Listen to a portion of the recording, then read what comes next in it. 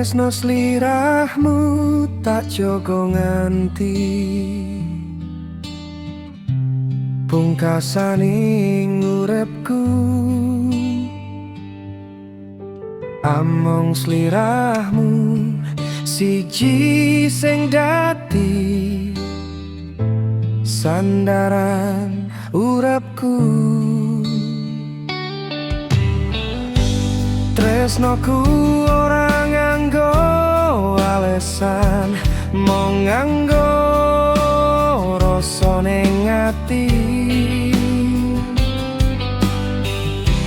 Ikhlasku tresnoku lahir batin tekane pati.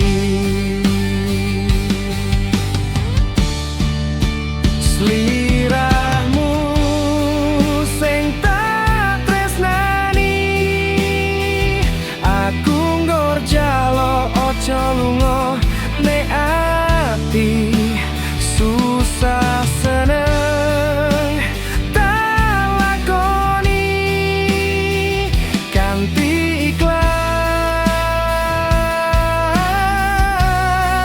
kanggo moyake uripe awak dhewe.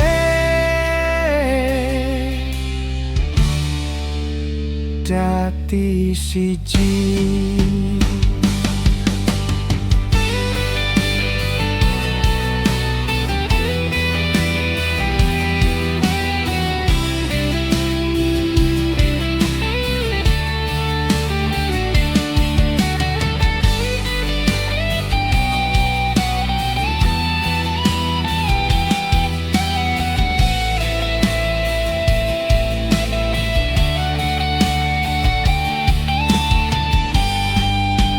slirahmu sing tak tresnani, aku nggur jalo ojo lunga nek ati susah seneng tak lakoni kanthi ikhlas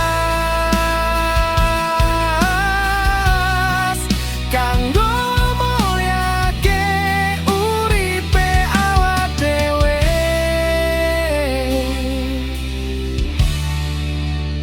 dadi siji.